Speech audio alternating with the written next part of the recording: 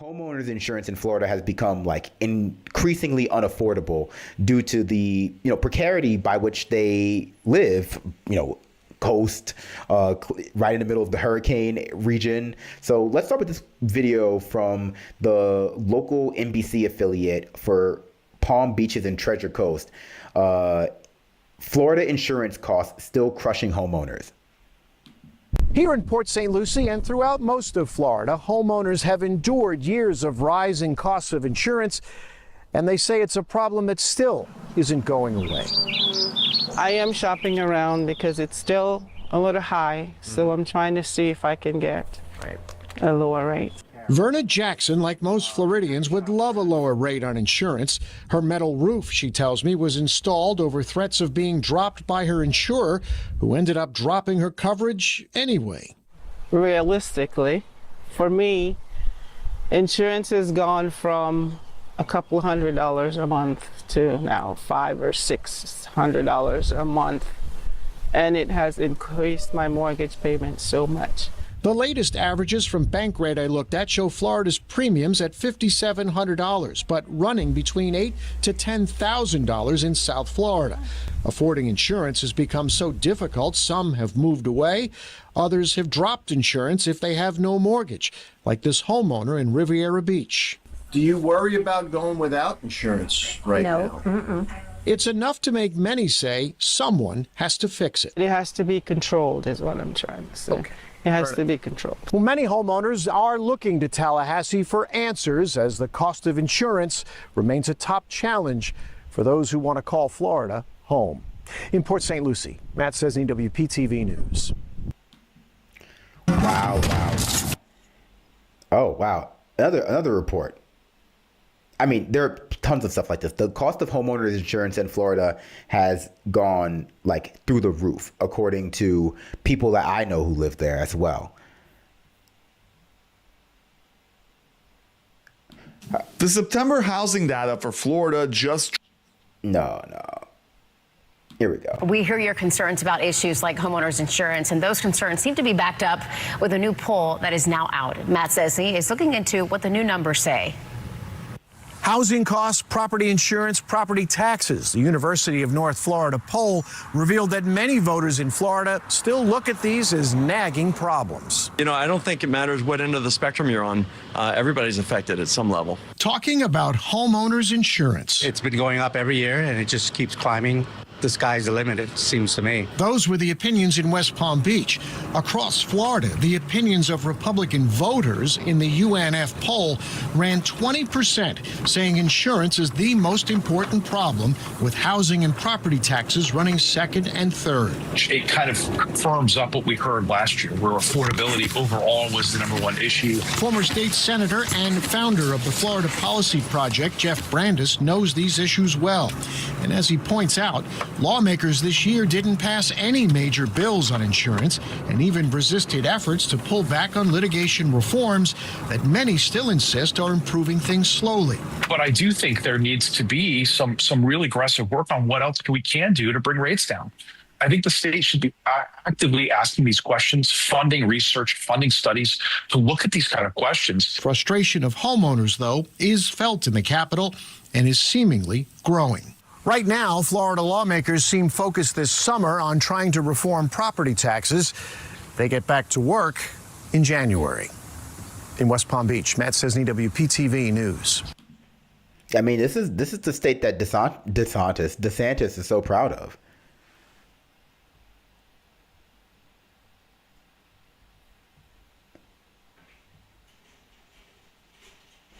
Oh yeah, like in fact, here's let's bring in a Republican. And here's DeSantis complaining about Mamdani. So like now that you see how his citizens are doing, let's see how humble DeSantis is able to be. Let's bring in Republican Florida Governor Ron DeSantis. Governor DeSantis, you got a lot coming your way. New York Post, the headline, I found it so interesting, the new trend. Florida locals rush to buy homes over fears New Yorkers fleeing Mamdani. No one's rushing to buy homes in Florida. That's just cap. We just like no one can afford them. We just saw like no one's rushing to buy homes in Florida, sweetie. Rush to buy homes over fears New Yorkers fleeing fleeing Mamdani will flood the market. So it's Floridians buying homes before the New Yorkers get there. Yeah, sure. This is propaganda. Well, look, I think that New York City voters made an own goal on their own city by electing this guy. We, interestingly, on Thursday, we celebrate in Florida Victims of Communism Day. It's down in Miami. And while our seniors are living in homes that they cannot afford to insure due to like policy failures in my state, we celebrate Victims of Communism Day. No, nothing is more capitalist than that. Victims of Communism Day. It's in state law. And I was down in Miami. It's in state law. They passed that law. And I had a lot of these Cuban exiles tell me, like when they were listening to Mamdani, it sounded awful familiar with what Fidel Castro was promising back in the late 1950s. It never works out well. He's tried all these things. All the things he claims he's going to do have been tried in the past, and the results are going to be bad. And he talks about affordability. Government has caused a lot of the affordability crisis. Just look at higher education. Yeah, just look at Florida and homeowners insurance. Affordability crisis. Just look at higher education. Since I've been governor in Florida, we have not allowed in-state tuition to raise 1 penny. So you can go to our state universities for about $6,300 as a Florida resident. If you look nationally, what is the cost of a typical private university? It's exploded because the federal government has put in a lot of the loans and all the things that they've done. So I think what he's going to do is going to exacerbate the problem. It's not going to make the problem better. And that's supposed to be his core agenda item. But then you also step back. I can tell you the people that have come to Florida since I've been governor, and it's not just New York, it's Chicago, it's San Francisco, Los Angeles, you name it, places where these cities have really decayed. The number one reason is public safety. And this is in mayor-elect. He hates the NYPD. He wanted to abolish the agency. I wish. He wants to send social workers for 911 calls. If he institutes those policies, it will be devastating. People will long for the days of people like de Blasio, who everyone said, did such a poor job, because I think he's way further left than anyone they've ever had. Without de question. Blasio I'm so was a glad that you cuck, brought but up yeah. Victims of Communism Day, because I want to put up a poll that I found, and there are many polls like this. 6 out of 10. I can't imagine. It's going to be about how many people like socialism.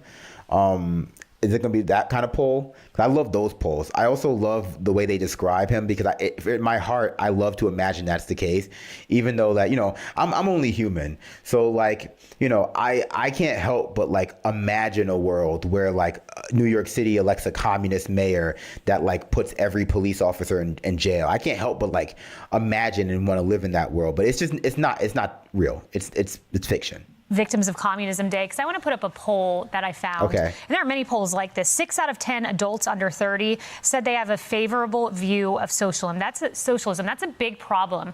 Do you think the answer is forcing education on this issue in states? Should other states follow your lead of Victims of Communism Day? He doesn't believe in education. Yeah, they should. Well, I think there's a couple. I think there's two things, Kaylee. I think education is one. Part of that is the higher education system. I mean, we used to say there are more communists on the Harvard faculty than in all of Eastern Europe. It just has. We used to say that. I mean, it's not true, but we used to say that. On the Harvard faculty than in all of Eastern Europe. It just has gone very far left. We've worked really hard in Florida to correct that. It's funny how if you have any grasp of history or social sciences or anything, even normal sciences, they call you a communist because you don't believe in fairy tales, trickle down economics. It's so hard to be an academic and be far enough right for the Republican Party to respect you, because you basically have to be an anti-science crank or a economist, right? A Harvard economist that works at something called the Henry Kissinger Foundation or something. And so the moment you understand the world beyond the high school level, you become exponentially less likely to have the Republican Party speak positively about you, because it's just more than likely that you won't be supporting what they're saying, at least not 100%. You'll take some umbrage with it, because they're always taking anti-science or ahistorical stances. has gone very far left. We've worked really hard in Florida to correct that. I think we're doing it right on there. So I do think some of this is a function obsessing about education, CRT, but particularly higher education. But I also think when they say they prefer socialism to capitalism, some of the things they've seen in our economy in their lifetimes really isn't true capitalism. I mean, bailing out the Wall Street banks and what happened, corporate welfare, cronyism. We've seen that in various forms in the last, 20 years and throughout American history. So I think that some of the things that they're told is capitalism is actually not free enterprise. It's a perversion of capitalism. So certainly a free crony capitalism. So I definitely agree we don't have free market capitalism, because that's not a thing that exists. That's a myth. It's a fairy tale. It's like clean coal or unicorns. It's not a real thing that exists. It's a thing that neoliberals and other exponents of capitalism tell rubes exist so that they can disguise how things actually work. But what we have, crony capitalism and oligarchy, you can make comments about it not being true capitalism, but my only critique of that would be, but it's what capitalism inevitably leads to. That's the critique. It's if you have a system that puts these values onto the accumulation of wealth to the point in which you allow for this kind of capture of our entire society, of course this is what the system will entail. It's the logical endpoint of that. In fascism is the further logical endpoint of that, as even less becomes available for capitalists to feed off of, right? So even if you think that where we are now is not the best representation of your ideal form of capitalism, your ideal form of capitalism leads to it, right? So is it really worth making that distinction? I would say not. Perversion of capitalism. So certainly a free enterprise. It's not a perversion, right? That's what I mean. It's not a perversion. Far superior results than a command economy, whether it's socialism or communism. But ultimately, they're going to see with what they see, and we've just got to make sure as conservatives, that we're standing for limited government and market economics. Governor DeSantis, last question for you. And I'm going to take issue with more communists at Harvard. Hey, I think there are more at Yale where you went, but I don't think either are enviable. I think what you're doing in Florida with education and the universities is great. A poll you put up, Floridians, what Florida should do in response to Mom Donnie? Just like two people who are able to have a normal conversation, just speaking normally with each other. I've never seen two people just so normal in the way they interact, right? What? Yale where you went, but I don't think either are enviable. I think what you're doing in Florida with education and the universities is great. A poll you put up, Floridians, what Florida should do in response to Mom Donnie, hysterical. 48.2% want to build a border wall around Florida, 38% tariff. Only 13% want to recruit New Yorkers. So are we going to see a Florida border wall? I ask in jest. I ask in jest. Well, I always tell people, we joke around about that stuff. I was like, we joke around. People are serious. I was like, you do need to read the U.S. Constitution, and all Americans have the same privileges and immunities, and so you have a right to pick up and go. I think we should build a wall around Floridians, Florida. On the one hand, they're proud. They should build some flood walls, probably. That people have looked to. People have viewed us as the refuge of sanity. But on the flip side, it's there can be benefits when you have people coming in, but it also causes we've got to build more schools. We've had to put a lot of money into. You definitely got to build more schools, brother. So I think that there's a balance, and I think a lot of our residents maybe even teach real things in them too. We don't want too much too quick, but all that being said, in the United States of America, people do have a right to pick up and move. I am actually not empowered to set up that type of system. So we'll see what happens. But I do think it's good for the country to have these cities succeeding and not failing. And we've had so many cities in the last 10 years in the United States fail. I've been mostly in red states. Report to me why they came to Florida. But I want New York City to do well. I want Chicago to do well. These are some of the best cities in the history of our country, and they've just fallen on hard times. And it's all because of left-wing governance. Governor DeSantis, you've set a great example of free market capitalism and what it can do in the state of Florida. Thank you. Hey, it's Will Kane. Click here. Also, he's super normal. He's a great example of how being normal is.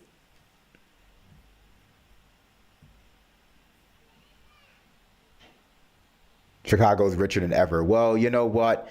People can still afford. Well, I guess maybe they can't. Let's say homeowners insurance there. So, are they really? Are they as free as they could be?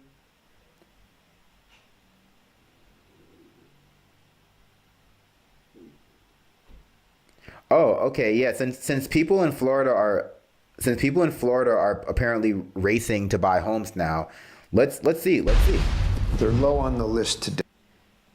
Let's see how the housing market there. I guess it's from 2 months ago, so it might be out of date. Maybe this is out of date. Maybe this is before people started racing to buy homes there. But let's just see. They're low on the list today. But it wasn't too long ago that they were the fastest growing city in the country. Several local communities once labeled as the poster child for cheap waterfront living during the pandemic, now being labeled one of the worst places to sell a home. According to a Yahoo Finance report, 4 of the top 5 coolest markets are right here along the Gulf Coast. Cape Coral is at the top of that list. Dave Elias looked into what caused the change. A disturbing new numbers show about 8% of homeowners owe more than their home is worth. The pandemic drove up prices nearly 75% over 3 years. Now for sale signs are everywhere. And according to this Zillow map, more than 6,000 homes currently on the market in Cape Coral alone. It's definitely a good sign for us. More options for Tim Kirshner, who's looking to buy. If prices continue to go down, it would definitely be a good time to buy. And according to Yahoo Finance, 4 Gulf Coast communities, including Cape Coral, are among the top 5 coldest markets to sell a home nationwide. There's opportunity in every market. Oh, Mario Dorma. Nationwide. I thought it was going to be just in Florida. Nationwide. Wow. This like being number 1, but like of the bottom, like what's that called? Like being last? Coast communities, including Cape Coral, are among the top 5 coldest markets to sell a home nationwide. There's opportunity in every market. Mario Dormeyer is with Top Florida Realty. He argues things aren't all that bad. I don't really think it is a bad market. It is a market that is still priced very high. He says the homes that aren't selling are priced too high. What we really need in today's market is value, is properties that are listed at a fair price. Instead, many sellers are taking their homes off the market. The listings because they're underwater. They seem to be popping on the market. They're over leveraged on these homes. They did like I said. They bought them for inflated prices during the pandemic under the auspices that prices were just going to keep going up like they have since the 2008 housing bubble burst. They maybe spent too much money on renovations too, and now they can't afford to sell their home for this. They probably also have car loans because they need 3 cars, 1 for each of the parents, 1 for like the kid, maybe another car for the dog, and like they were just expecting to get like an easy $500,000 return on this home, and yeah, like. For rent. And even renting is slowed because of the amount of new apartments that are being built. Sometimes I wonder where all these people go to work and make a living to pay these very high rents. Many homeowners overpaid during the height of COVID, and they can't sell for what they paid for. People that bought a home sight unseen, people that bought a home to escape COVID, to come to safe Florida, probably wasn't that great of an investment decision. Wealth management consultant Dennis Perlman stressing now is a good time. Oh, I'm sorry. Can you repeat that? Because that's not what DeSantis is saying. What? Can you say that again? What they paid for. People that bought a home sight unseen, people that bought a home to escape COVID, to come to safe Florida, probably wasn't that great of an investment decision. Wealth management consultant Dennis Perlman stressing now is a good time to buy as things start to improve. If we get through this hurricane season where we don't get hammered again, then homeowners' rates are going to come down. We're gonna go. That's a big if, brother. I guess. Yeah. I mean, it's almost over. Sure. Okay. Cool. Yeah. Back to the top of the good guy list. Well, the Feds could lower interest rates in September, giving people more buying power. There is good debt and there is bad debt.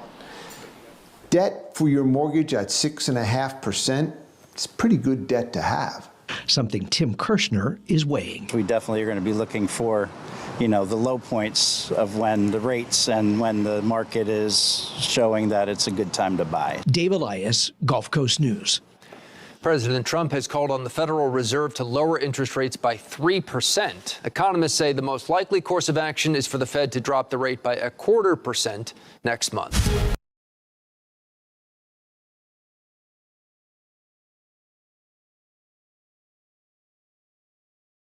Well, I guess this is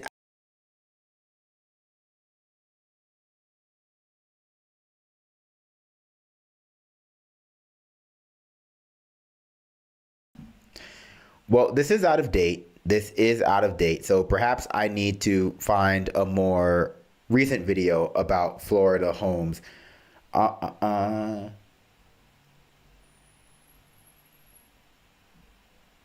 Let's see. What else do I have here? This is from 2 weeks ago. But is this like just someone's channel? Well, let's just watch a little bit of this. This is from MHFIN.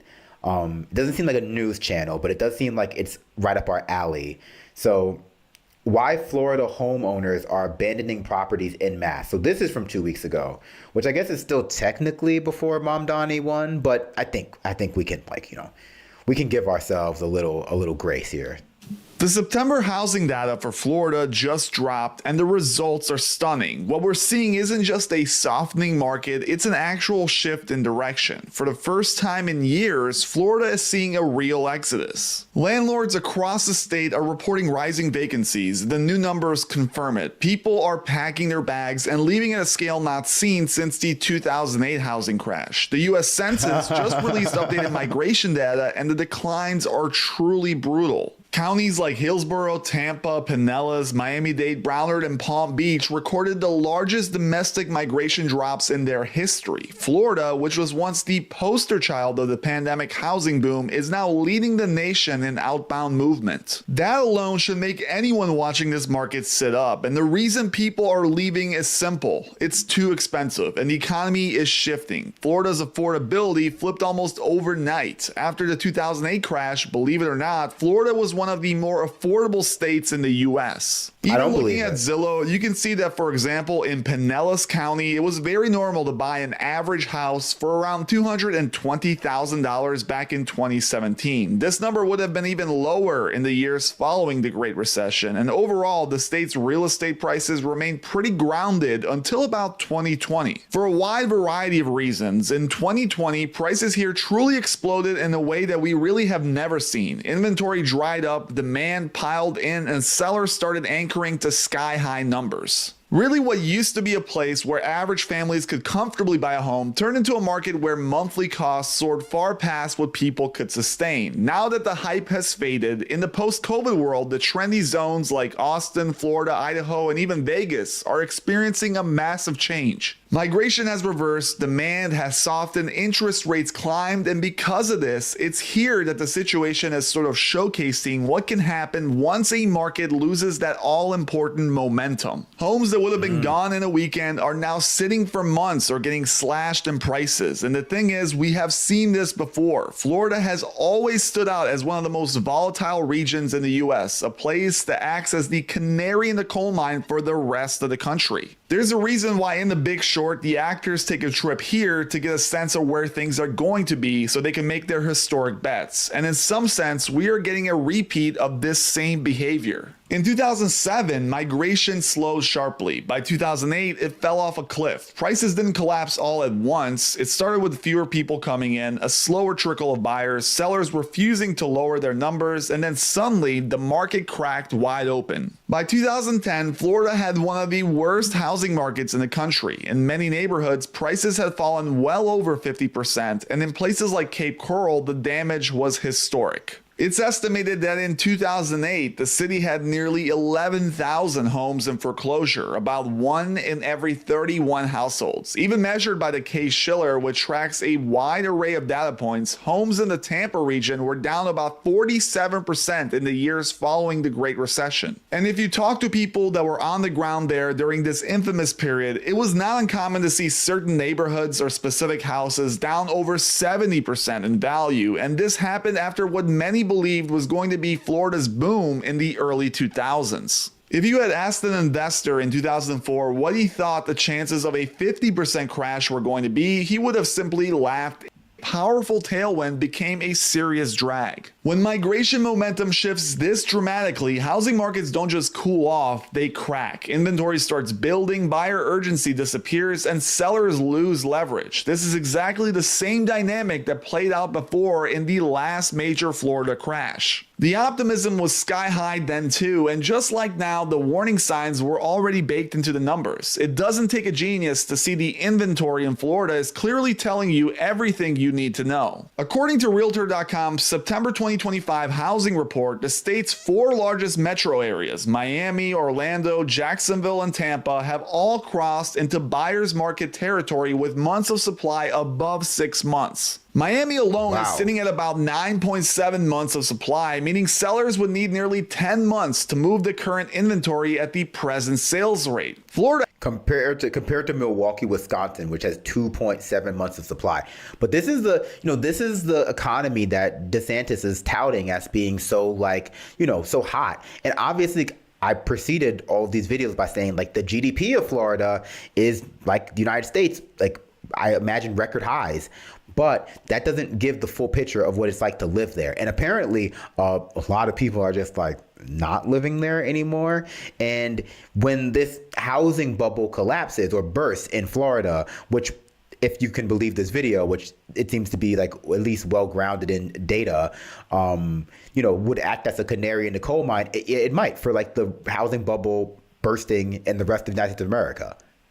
Would need nearly 10 months to move the current inventory at the present sales rate. Florida actually has now more listings than any other state, accounting for about 15% of the U.S. active listings while being only 6.7% of the national population. Inventory levels are up 143% year over year in early 2025, the steepest jump of any state. Homes in Florida are also taking longer to sell. Many metros show time on market stretching well beyond what they were in the pandemic boom years. So this means you've got a oversupply market, weaker demand as we already showed via migration shifts, and sellers who are losing urgency. Conditions are ripe for prices sliding and deals getting real. And it's not just the data pointing to trouble. Industry insiders are starting to sound the alarm too. Listen to what Ben Greiko had to say about just how shaky Florida's housing market is starting to look.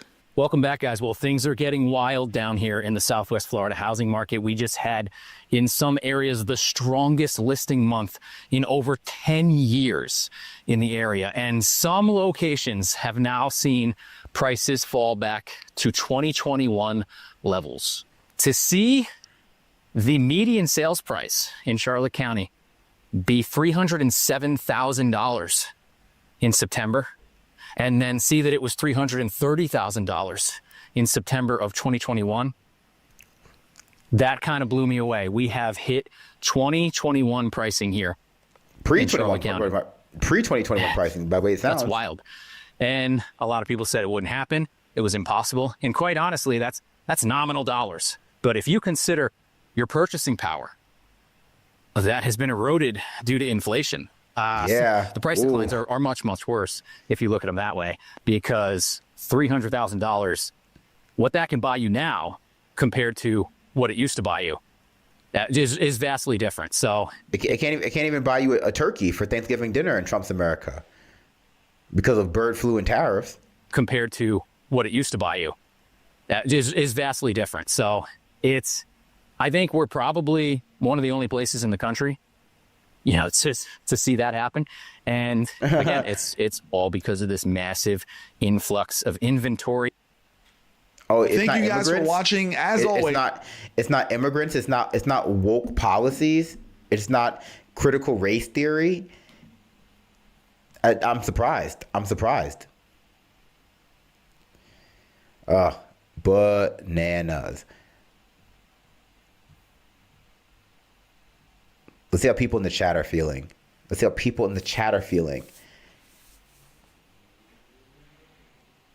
That's inflation, baby. Well, at least their other industry, tourism, is doing so well in Trump's America. He said, setting New up at this 6. It's not video from CBS Miami.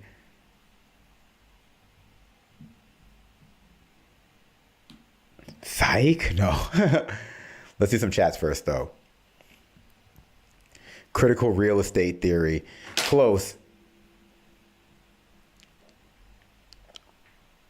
ICE will fix the housing market. Just wait and see.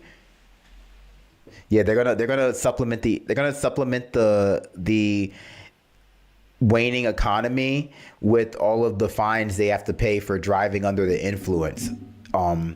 Once you get ICE in your neighborhood with all of the like tickets that they get for driving drunk, like you won't even need income tax. You won't even need income tax in your area.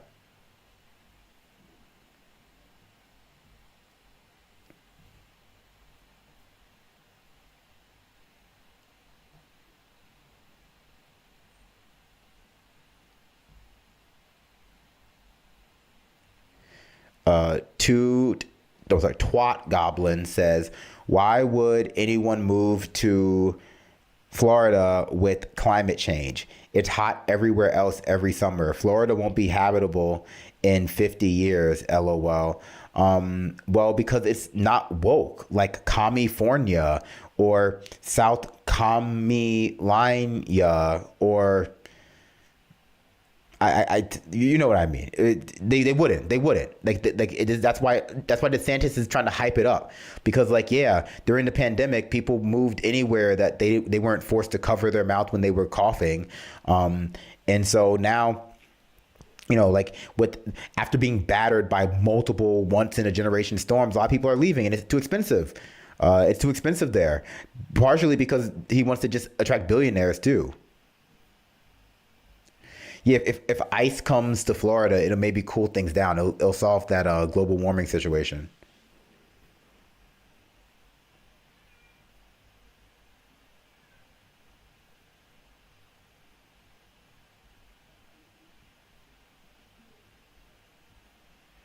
Calm Maryland. That's a good one.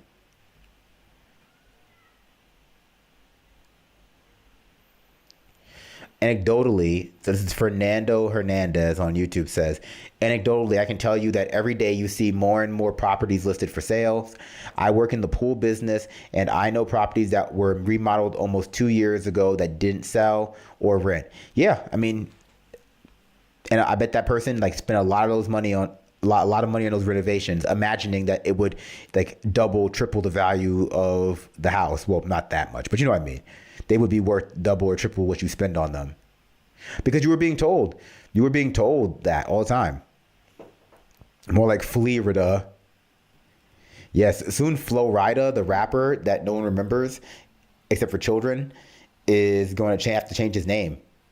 He's going to be embarrassed to be associated with it.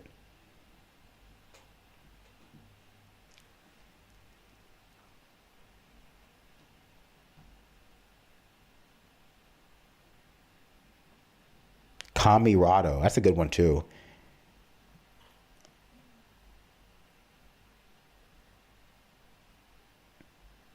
Kamihayo. Nah, that was bad. Ugh. I hate being the least funny person on my own stream.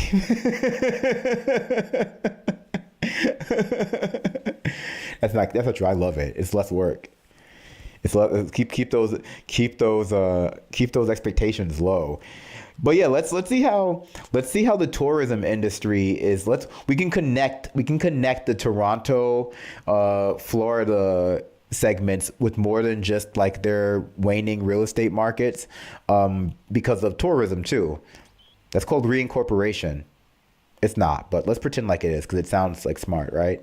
New at 6. It's no secret Canadian snowbirds haven't been flocking to South Florida lately. President Trump's immigration rules and tariffs have caused controversy in Canada. CBS News' Mamis Ted Scouten joins us live from Fort Lauderdale Beach, where businesses are feeling the empty nest. Ted, the Canadians have been coming down here for so many years. It's strange not to see them.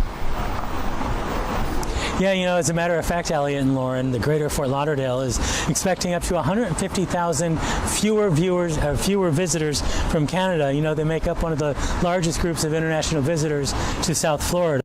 But we spoke to 3 different businesses, one of them saying they're seeing some encouraging signs. Dairy Bell on Dania Beach is a popular hangout for Canadian snowbirds. The question is, will they be packing the place this winter? A lot of them will not come because of Trump and what was going on with Canada. They just don't want to come and spend their money here. The cost of living here has changed a lot. Everything went up. The Grenier family owns Darabelle. Francois telling us he's not sure what to expect. According to Visit Lauderdale, Canadian visitors are down by 10 to 16% since April, and 13.5% fewer Canadians are flying in. That could translate to an economic loss of up to $90 million. The bottom line is we all want to make more money, and we were ready to serve and be busy. But there's nothing we can do if they don't come. This is probably the Atlantic great. Hotel in Fort Lauderdale Beach has seen their Canadian numbers drop so much, they sent staff to Brazil with Visit Lauderdale to drum up more business. We're seeing a decline. Like honestly, like a lot of American hogs, like MAGA supporters, don't understand what it's like to have self-esteem.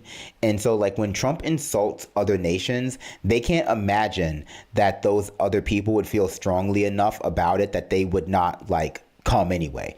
Like you'll sometimes see this from them, like their inability to understand that like, oh, well, like if we insult that person, they just won't want to deal with us because like they can't imagine like Donald Trump insulting them enough that they wouldn't want to deal with him deep in their heart.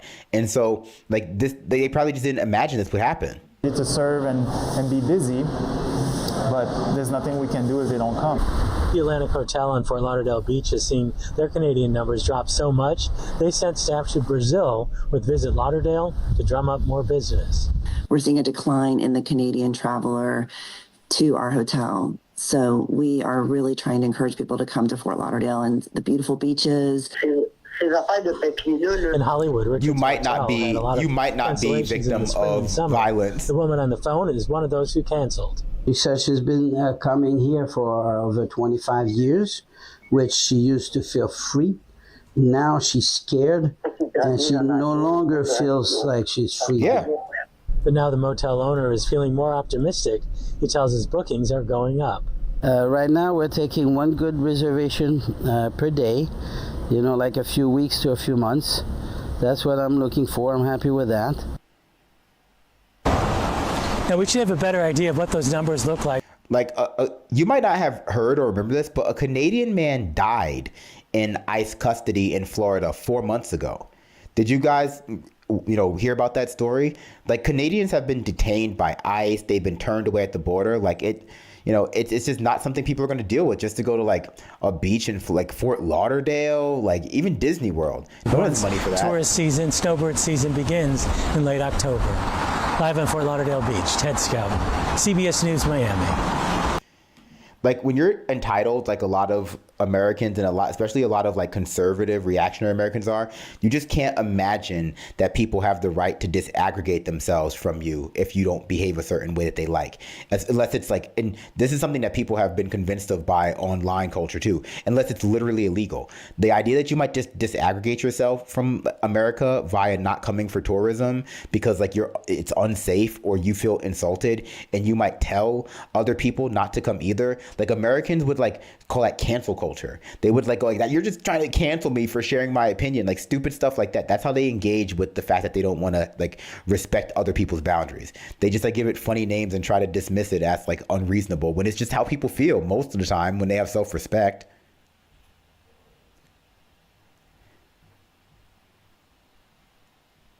Like, oh, you get mad when I insult you and don't want to deal with me? That's like a moral and intellectual failure on your part.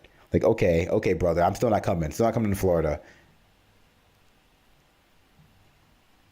Also, sand. Who wants to deal with that stuff? It's a ghost town. Oh man, Florida. Next here tonight to our cover story and the summer travel slowdown. For weeks, we've been telling you about how major tourist destinations like New York City and Las Vegas are reporting significant drop-offs in visitors. And tourists and businesses here say they're seeing the same thing. The summer swing never happened for us either. I don't know if it's the hurricane, the economy, a mix of the two, but we've definitely been, everybody around here that I spoke to has been down about 30% this year. 30%. Is that a lot tonight, for we are people who through run on businesses along Johns Pass tourism Boardwalk industry? who are hoping for like a busy summer restaurants? Is that a travel lot? season after they suffered costly repairs following Hurricane Helene. According to Visit Tampa Bay, tourism numbers have been on par with recent years. However, ABC Action News reporter Blake Phillips is listening to those business owners who say that has not been the case for them. So it is a ghost town. For many along Johns Pass, business has been falling short. It's the slowest year we've had since 2020. Following Hurricane Helene, Trump damage economy. kept businesses closed in some cases for over 2 months, and then for some, even longer. And that's why I say we were blessed, because we were closed 10 weeks, which is a lot, right? And it hurt us a lot. But in comparison to some people, it's not. Because some people, like I said, are still not working and they're still out of jobs. ABC Action News spoke with several different businesses along Johns Pass back along the 4th of July holiday week. And even then, they were hoping for a big summer boost to help cover the lost revenue and repair costs. This year, since the hurricane, it's been really bad, so it's really hard to tell. Now, 1 month later, they tell me that just didn't happen. Spring break really never happened for us. And then the summer swing never happened for us either. The kids locally just went back to school, I guess, this past week, and now it is just dead. And low business is something almost everyone is feeling. Trump canceled, just like Trump canceled all the other holidays with his tariff, Trump canceled spring break that year. It's crazy. People thought the economy was bad under Trump for those few years because of COVID, but like even without COVID, the moment Trump comes back into office, the economy gets just as bad. Isn't that kind of like wild that like maybe if Trump hadn't been president during the pandemic, the economy would have just been like fine, that it might have just been like him the whole time and people thought it was the once in 100-year virus gripping the earth, but it was just normal Trump stuff all along the boardwalk. I don't know if it's the hurricane, the economy, a mix of the two, but we've definitely been everybody around here that I spoke to has been down about 30% this year. Visit Tampa Bay says hotel revenue so far this year is on par with some of the previous year's best. So possibly a sign of things to come. And there was still some foot traffic like this family down here all the way from New England. Plan on coming back? Oh, this one family. There was still some foot traffic like this one. And now this with one most family. students in Florida gone back to school, much of the country going to follow suit. That last major travel chance for some of these businesses is Labor Day weekend. After that, it's dead season for them. So over the course of the next few months, they're going to be leaning really heavily on local foot traffic. For now, along Johns Pass, I'm Blake Phillips, ABC Action News. But the locals are leaving.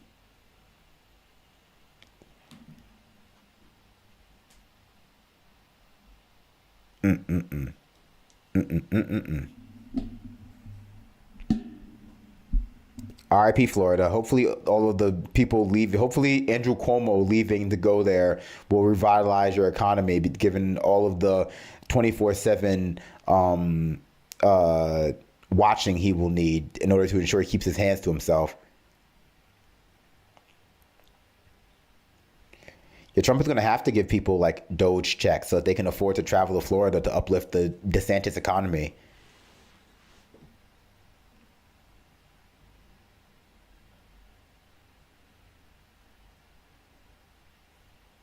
God bless you says the kids went back to Europe this year saying something about modern fascism. Whoever understands them, am I right?